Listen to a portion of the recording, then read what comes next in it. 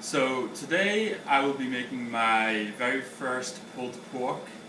I've never made a pulled pork before, so I'm very excited. I can't wait to see how it comes out, if it comes out, well or whatever. So I've asked a few different people how they make their pulled porks. You ask 5 people and you'll get 5 different answers. Everyone has their own way. So I'll be doing it 2 different ways. One where I will be making my own rub and slow cooking it over in a crock pot. And then the other way is just an easy method. Take the pork tenderloin, you put it in the crock pot, fill it with root beer, and just set it and forget it. So we'll do that one first, since that's the easiest and quickest way to make a pulled pork. So let's head over to the crock pot.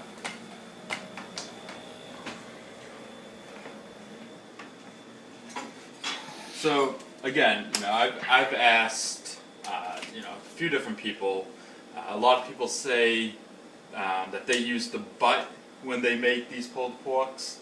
Another person said to get the pork tenderloin, and it works just as well as the butt. So I picked up 2 pork tenderloins. This one's going to be the root beer one, the first method. So open it up here. Now these pork tenderloins already come. They're covered in a sauce. So I'm going to leave that sauce on for this pulled pork. For mine, I already washed the sauce off because I want to put my own rub. So just squeeze that bad boy in there into the crock pot. You can take any type of root beer. I just got the store brand.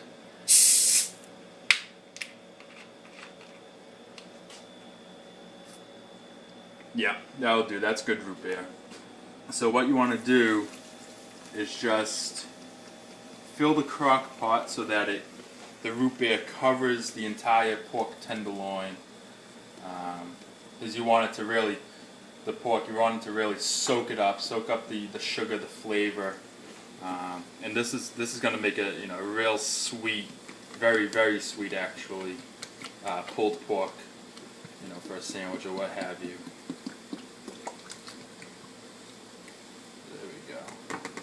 We'll wait for the foam to settle down. I put in the full 2 liters there.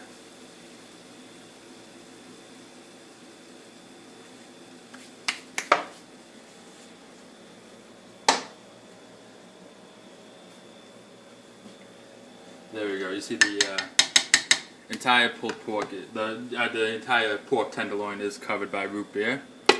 So set the. Now this method calls for you set the crock pot on high, and you leave it for maybe 6 hours, 6 or 7 hours. It's 3 p.m. right now, so I'll come back at 9 p.m. right during the middle of the Bruins game and check on the crock pot, make sure that it's going. So, all right. So that's one way. I'm not really a fan of this way. Simply because anyone can do that. Anyone can put a tenderloin in there, cover it with root beer, and just set it and forget it. So let's go over to my method. In my method, I will be making my own rub, rubbing the tenderloin down. I'm going to leave it in the fridge overnight, let it really absorb the spices and flavors. And then tomorrow I'm going to slow cook it in the crock pot on low, maybe for about 12 hours. And then I guess we can compare, which pulled pork is better. So let's head over here.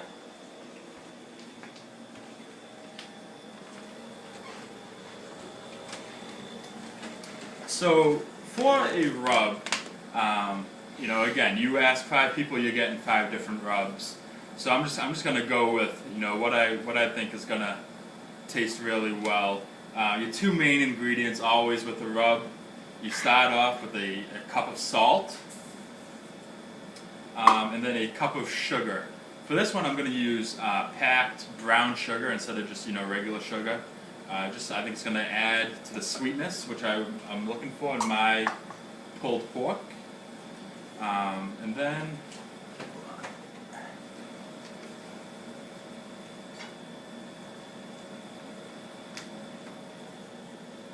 sorry about that, left my whisk over there. Then after that, we are going to go with 3/4 cup of paprika. Just put it onto the snowball of sugar there. Then we have 1/3 cup of pure ground black pepper. There you go. Then we have a 1/4 of a cup of garlic powder. Then 1/4 of a cup of chili powder. Then we are going to do 2 teaspoons of ground cumin. There's 1.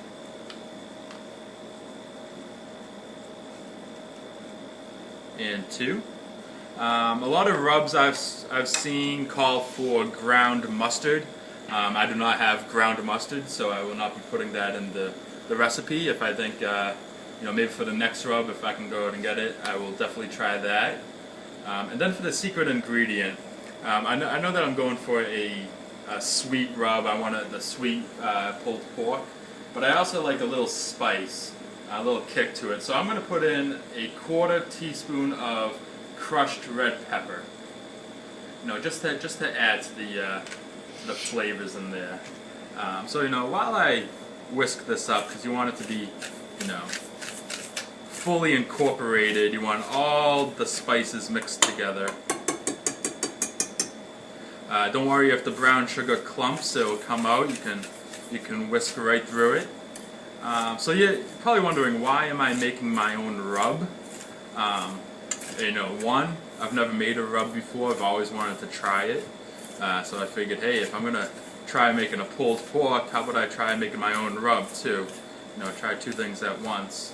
And then 2, what I usually use when I'm grilling on, nice summer's day, grilling steaks and burgers, I usually use this McCormick's Montreal rub. And basically the main ingredients of that, salt, paprika, pepper, what else we have here? Yeah, garlic, crushed red pepper. So it's basically just the same rub with a little twist that I'm making. A lot of times these places don't use top-notch ingredients. So I'm using the very best, and kind of excited to make my own rub here. All right. So after that is fully incorporated, it's stirred up, it's a good mix. You want to get your pork tenderloin. This is the same pork tenderloin that I used in the crock pot with the root beer, except for I fully washed this down. Took cold water, fully washed it down, because it came with the sauce already on it, and I don't want that sauce. I want to use my own rub. So what you want to do is you want to take your rub, probably should have washed my hands, but whatever, and you want to sprinkle it over the pork tenderloin. You don't want to rub it in, even though it's called a rub, because once you start rubbing, you'll see that the rub will start clumping together, and that's caused by the moisture on the meats or whatever, and you don't want that to happen. So you want to sprinkle, and you want to cover, every bit of your meat. So sprinkle and then pat it down. You don't want to rub, but you want to pat, because you want to make sure that that's in there. You want it to really cover every inch of this meat. Give it a nice little flip.